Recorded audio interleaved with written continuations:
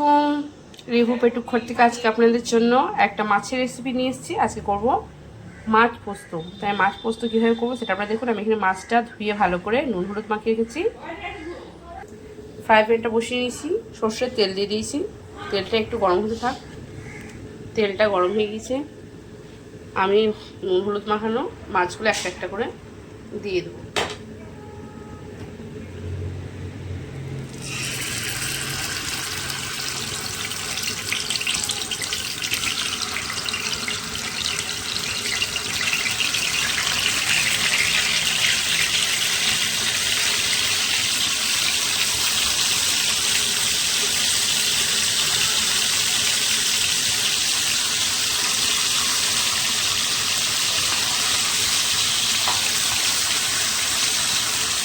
মাছটা হালকা ব্রাউন হয়ে ভাজা হোক। মাছগুলো আমি একটা একটা করে উল্টিয়ে দেবো।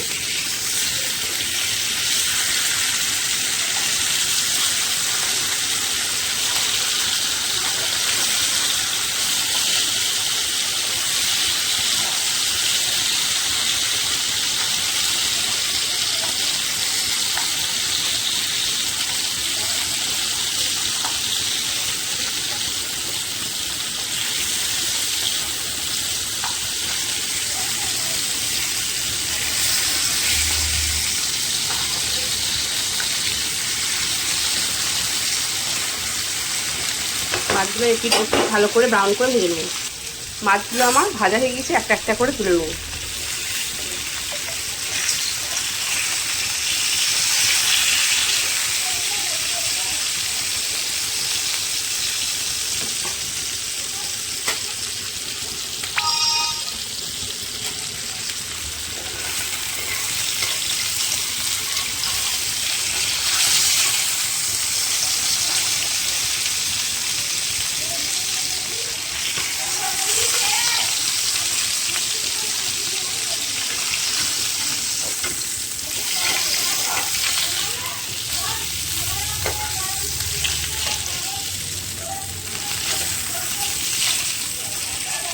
আমি এর মধ্যে দিয়ে দিয়েছি আর একটু সর্ষের তেল, দিয়ে দেবো দুটো শুকনো লঙ্কা,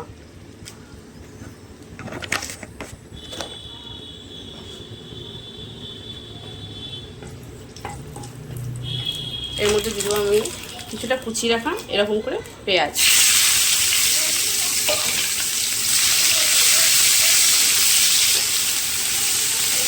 পেঁয়াজটা হালকা ব্রাউন হয়ে ভাজা ভাজা হতে থাকে। পেঁয়াজটা অনেক ভাজা ভাজা হয়ে গেছে, এর মধ্যে আমি দেবো কুচিয়ে রাখা টমেটো আর দেবো পরিমাণ মতো লবণ, যাতে পেঁয়াজটা টমেটোটা তাড়াতাড়ি নরম হয়ে যায়।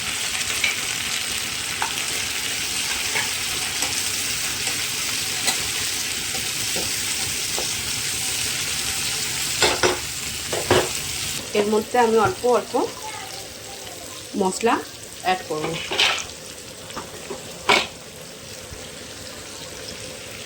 ফার্স্টেই দিয়ে দেবো হলুদ গুঁড়ো,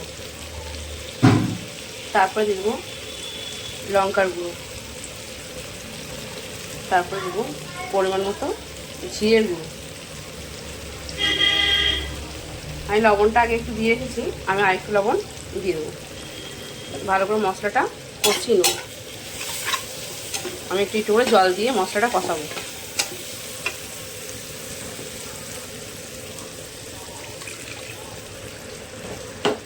গ্যাসের ফ্লেমটা একটু বাড়িয়ে দেবো, এটা একটু ভালো করে কষতে থাকে।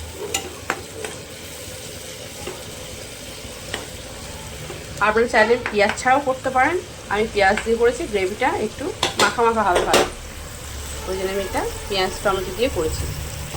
মশলাটা কষা হয়ে গেছে, এবার বেটে রাখা পোস্তগুলো দিয়ে দেবো।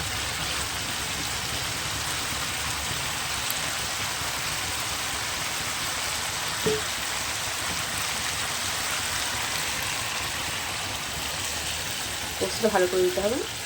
আমি পোস্তটাকে দিয়ে দিই। আমি পোস্তটা দিয়ে দিয়েছি, এবার ভেজে রাখা মাছগুলো আমি একটা একটা করে দিয়ে দেবো।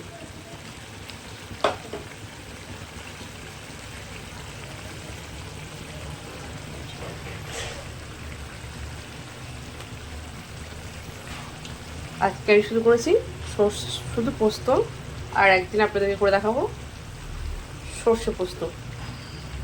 তা আজকে রান্নাটা আপনাদের কেমন লেগেছে অতি অবশ্যই কমেন্ট করে জানাবেন। আর এরকম করে রান্না করুন পোস্ত দিয়ে, দেখুন সবাই চেটে পুটে অনেকটাই ভাত খাবে, যারা খায় না তারাও খাবে।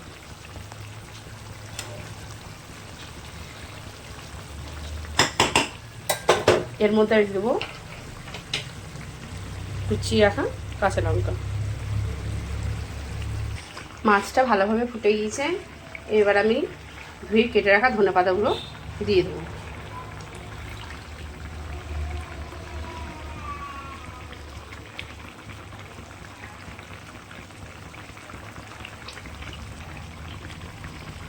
আজকের রান্নাটা আপনাদের কেমন লেগেছে অতি অবশ্যই কমেন্ট করে জানাবেন।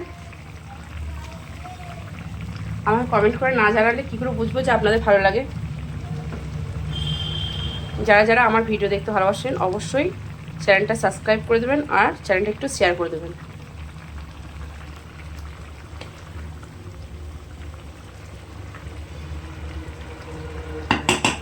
আর একটু হতে থাক। মাছটা কমপ্লিট হয়ে গিয়েছে, কেমন হয়েছে অতি অবশ্যই কমেন্ট করে জানাবেন। কালারটা কেমন এসেছে, গ্রেভিটা খুব পাতলাও নয় খুব ঘনও নয়, এরকমভাবে করেছি। আপনারা চাইলে এর থেকে আর একটু ঘন করতে পারেন, তা আমি এর থেকে আর ঘন করবো না, এরকমই থাকবে। আজকে মেনুটা আপনাদের কেমন লাগছে অতি অবশ্যই কমেন্ট করে জানাবেন।